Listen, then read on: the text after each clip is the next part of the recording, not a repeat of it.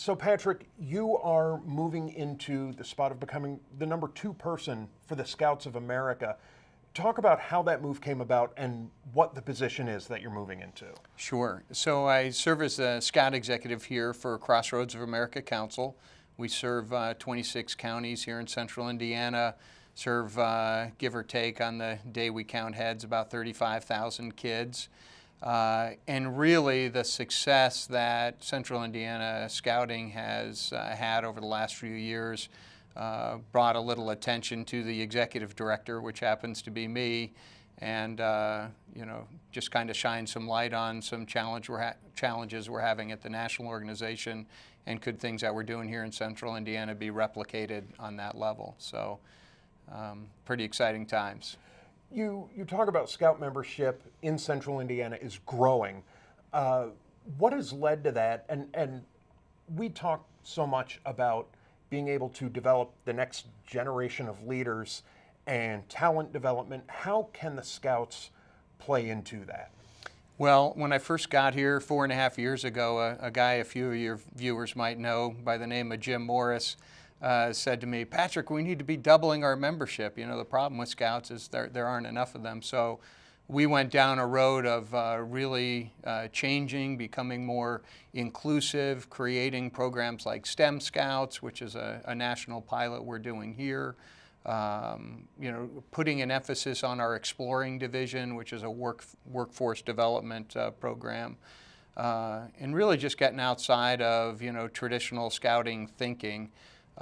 When you think about the Boy Scouts, your mind generally goes to one of two things. It either goes to, oh, they're great at the outdoors, they canoe, and this person can, if I'm choking on something at a restaurant, a Scout's going to come, save my life. And those are certainly important skills. We don't deny that, and those things, do happen and are really great. But really at the core of what we're about is the character development, the getting active in your community as a citizen, growing yourself in your fitness, and not just physical fitness, but your mental fitness, your spiritual fitness. And those soft skills that employers are looking for, your business community is looking for, they can teach the hard skills. What they're looking for is, are they coming to us with a set of values, something we call the Scout Oath and Law? Are they trustworthy? Are they kind? Are they cheerful? Can they work in a team environment? Can they be a servant leader? And that's really, whatever program you're in Scouting, that's really what we're teaching. We just don't tell the kids that because they want to catch frogs and light fires and do all that kind of fun stuff. So. Well, and you said you very much think of traditionally canoeing, camping, tying knots, that kind of thing. But you were behind, you mentioned STEM Scouts. Talk about that particular program. Yeah, so we have 2 dedicated staff members now. We started 2 years ago with a STEM Scouts pilot.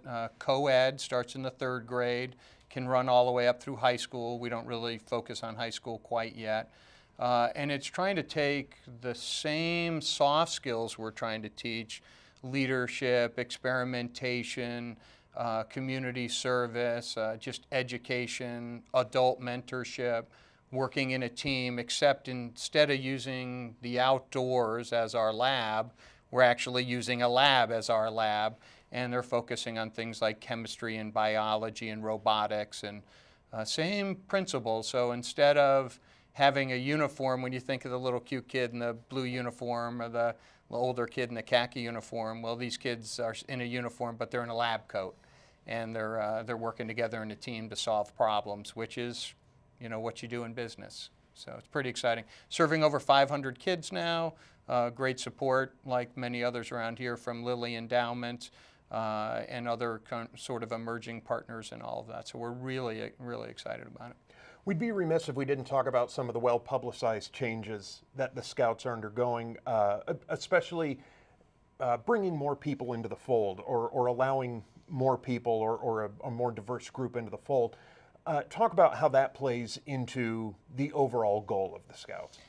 Yeah, so I think especially in this segment, when you're talking about business, think of how many businesses, and people don't think of Scouting as a business, but obviously to stay alive, some of us behind the scenes need to be thinking about that.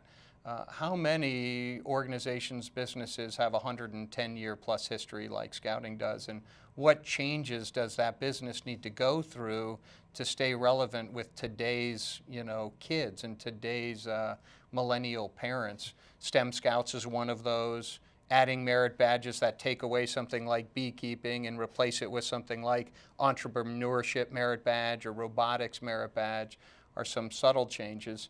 And then going back to around the 1970s, I should probably know the exact date, but around the early 1970s, we started having programs that serve girls. So our exploring program, our venturing program, Sea Scouts, a great partnership with the Girl Scouts here, which is an awesome organization right here in central Indiana as well, being just as impactful in lives as we are.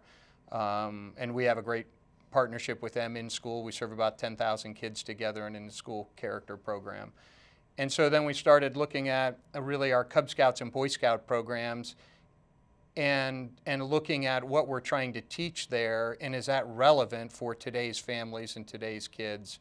And we just determined on a national level and here locally that it is, that our ability for a young person to advance to Eagle Scout and focus on community service and learn to work together in team environments and respect one another in proper ways is just a real place that we feel scouting should go.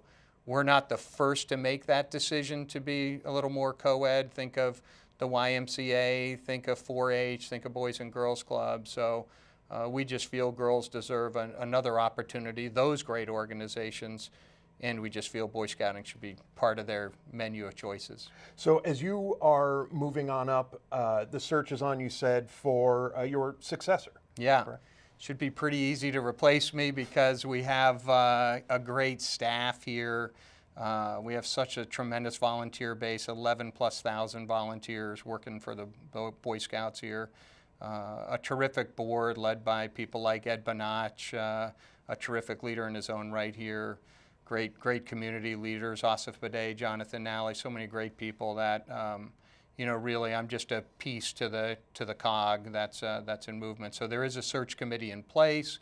Matter of fact, November 27th and 28th is when they're doing the interviewing, and someone should be announced shortly after that. Terrific. I also want to mention, of course, the Governor's Luncheon, a big event for you guys every year coming up next month. The the Heroes Start Here. I just really enjoyed the pop-up superhero here, so I wanted to make sure to give that some attention. A big lineup of speakers, of course, the governor and others. Talk about that event, what's going to be going on and why it's so important. Yeah, so Governor Holcomb and First Lady Janet Holcomb have said that Girl Scouts and Boy Scouts are the highest thing on their priority list for community service and for youth development organizations. We're so excited about that. Janet and Eric are big outdoors people and big character and leadership development people. So we're really excited to hear the governor's talk at the luncheon. Asif Badeh from Ambrose is chairing it with Jonathan Nally from St. Vincent's. A power lineup, 2 years. This is their second year. This will be their last year. We'll announce the new co-chairs at the event, so come to it to hear about that. A couple thousand people are there, and really excited. My replacement should be there, so come meet him. Great. Thank you so much.